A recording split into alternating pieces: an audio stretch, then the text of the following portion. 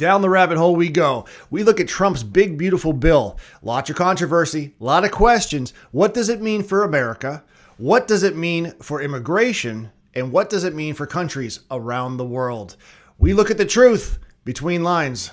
The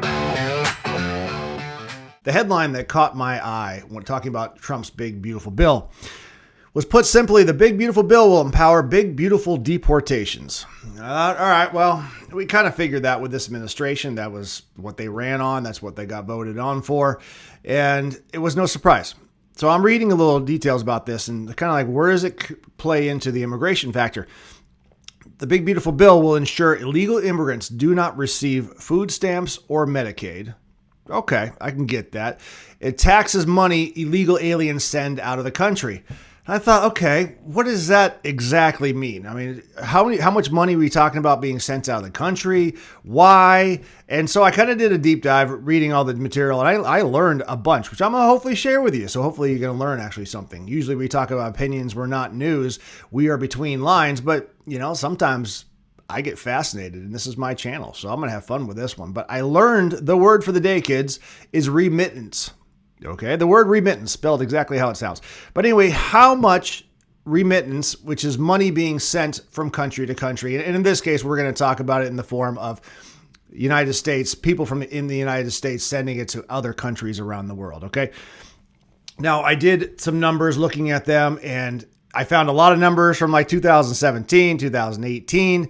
It got a little fuzzy around the 2020, 2021. 2022 had a few numbers, and then virtually nothing for 2023 and 24. Now, this is middle of 2025, so I can see some of the numbers aren't in yet, all that. I get that, but we should have those numbers from 23 and 24. It's almost like people are trying to not share the amount of money being spent or sent overseas in some administration. I'm not sure, but I think we're going to look back in 20, 30, 50 years and be like, have the exact amounts and realize, how come we didn't know this? But anyway, that's neither here nor there. So why do people send money home? Okay, that was kind of the idea. I was like, all right, okay, we know people come here to this country to work and have a job and everything else, but understand the dollar amount. Okay, the actual physical, our currency, the dollar. In India, they have rupees, and it's about 62. If minimum wage is about 62 rupees, like I say, an hour. That's your minimum wage. Okay. In America, 62 rupees for the dollar is 90 cents. 90 cents. So if you send home, let's just say $150, so you work, 10, 15 hours or whatever, you're sending home a percentage of your income. And that percentage usually is about anywhere between 30%, around 30% of your income you're sending home. So you're sending $150 to India. Well, the family can live pretty darn well. I mean, you're sending $250, there's living luxury life over in India. So that could be the reason they're playing the foreign exchange rate as far as money goes. Understand that money is being taken out of our economy. And what do I mean by that? Okay. And we're talking everything above board. I'm not talking about cash payments. I'm not talking about under the table. I'm talking about if you have a payroll, you are working here, you are sending money back. So number one, you're already being taxed for all the other reasons, but the consumption taxes, okay? What you actually pay when you're buying other items is being lost on taxes. When you buy things in America, when you have sales tax, when you go to restaurants, you got taxes there, you excise tax, you got resort taxes if you're using that, hotel taxes, all the other taxes. So that money's being cycled through your economy, right? So it's being used, and if you take that money out of the economy and send it somewhere else, other governments are benefiting from it. Okay. So understand, if you're living here, you're driving, probably, driving on the road, you can say, oh, you walk everywhere. Fine. You're taking the public buses, fire department, police department, ambulances, hospitals, schools. I mean, of course, schools. You're using all of the resources that are being paid for by taxes. However, you're not contributing to taxes. And that's the problem. That's where the problem lies about why this money is so important to have here. If you're using those resources, but you're not spending the money to supplement them with taxes, someone else is going to do that. And what happens when the government doesn't have enough money? Surprise, they raise income taxes or other taxes on certain items to make up for the difference of it. So that's why it's hurting the economy. Okay. That was the quick version of it. All right. And then you add in there too, as far as welfare goes, you got Medicare, housing, food, all the other items that are being spent on immigrants or just poor in general. Okay. Then I learned as far as the impact on other countries. Did you know, I'm going to read this, but remittances make up to 10% or more of the total GDP, the gross domestic product, in approximately 35 countries. Those 35 countries basically make their money up to 10% or more through remittance, through the taxes that they charge, the transfer fees, the bank fees. They're making money. The government is making money off the United States, or at least people living in the United States, from that. Haiti was a big one. I mean, Haiti had 30% of their GDP, the country of Haiti. If you can believe that, 30% of their income on their GDP is from people sending money to Haiti. The good, the pluses. Why do people send it back? Of course, we just talked about that, but all the good things. Let's talk about all the fantastic things about why it's important to send money. They allow residents to developing countries to pay for basic necessities and improve living conditions. Okay, well, that's exactly what we just talked about, but they are sometimes used to start or support an income-generating activity like a small business or a family farm. Okay. I mean, let's on the surface, let's say yes, that's true. They often fund education for family members attempting to climb out of poverty. On paper, yeah, that sounds great. They act as a privately funded foreign aid program that costs U.S. taxpayers nothing. Well, Mr. Paper, that I just read off this from the Federation for American Immigration Reform. Those are the pros. Now, it's not necessarily their opinion, but that's what they're saying it does. We just talked about why it's not good to send money because of all the taxes we lose. All right. But those claims fail to consider the profoundly negative results. Now, this is where I found it interesting. Of course, the negative is always more popular and more sexy than the positive. But large infusion of foreign cash into developing economies often increase the exchange rates.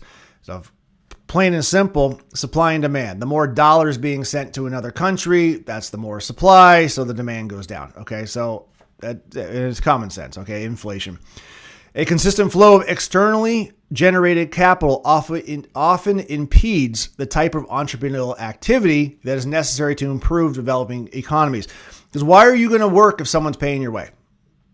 If someone's sending you money for doing nothing and you're not working for it, why are you going to develop your country? Well, kind of see that in welfare programs too, as well, here in the United States.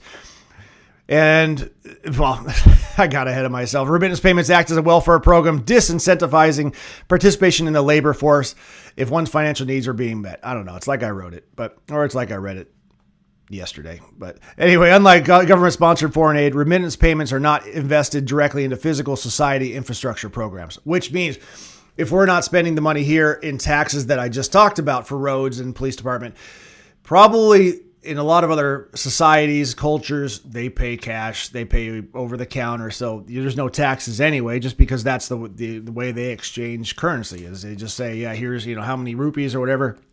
Here's your money and you go. There's no taxes. So that's all being lost. So the foreign governments aren't benefiting as well either. So the interesting thing, though, that the countries with higher rates of remittance received tend to suffer from brain drain. This is the effect. The brain drain occurs when those immigrants who have used remittance payments to obtain a further education or upgrade job skills, they migrate out of the developing economies. So all the things that the benefits of what we just talked about, if a person goes to school and it pulls them out of poverty, are they going to stay there? Are they going to improve their community? In a perfect world, you would say, yes, of course, they're going to stay there and they're going to do all these great things for their people. But a lot of them just decide, no, I'm now smart, or I have a degree, or this is my chance out. So they leave. They never go back. And of course, the skilled immigrants, I mean, that whether it's skilled, whether it's doctors or it's just a construction person or anything else, they have a skill. They're going to go where they can make the money. And if they can't make the money in the poor area, they're going to go to the rich area, or at least the mediocre middle class, but they're going to go to places that can pay them. Pretty simple stuff. I mean, if you think about it on the surface of it, but that's why we're getting between lines. Going back to the United States, so there's only one state that taxes money being sent to other countries, and that's Oklahoma. Okay, so the numbers that I found were they're a couple years old, so understand that. But the program that they do, they tax a 1% on the transfer rate for money outside of Oklahoma. They got basically $13 million by taxing international wire transfers. So $13 million. And you say, well, that's not a whole lot, but in comparison, you understand their alternative public schooling is $9.5 million.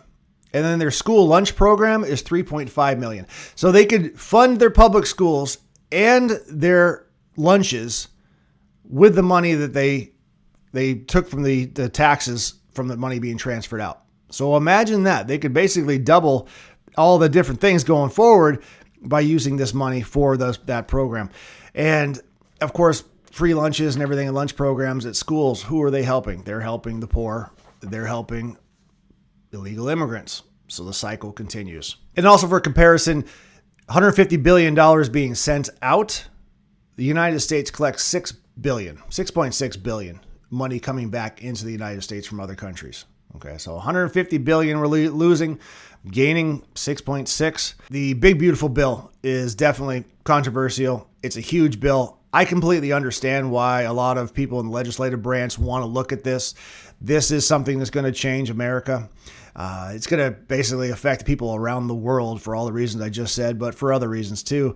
And just to understand that I don't mind senators coming out and saying, oh, okay, Republican or Democrat or whatever. We figure the Democrats, but the Republicans, I don't mind them making deals on this one and looking at it and slowing it down. This is not a Nancy Pelosi, we need to pass it so we can read it bill. This is something we need to understand because it will affect us, the United States, for the next century.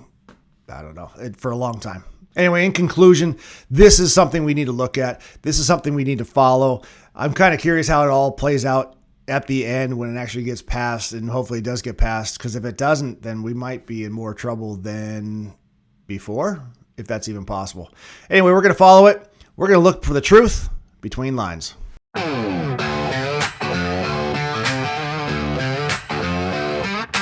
good news is rolling, stories flowing, but wait a sec, where's it going? They talk real loud, but read the signs, 'cause the truth ain't always in the headline. Oh, left side, right side, who's got the mic? Spin so fast, gotta check it twice. Not just what they say, it's what they don't, so let's break it down, read between the notes.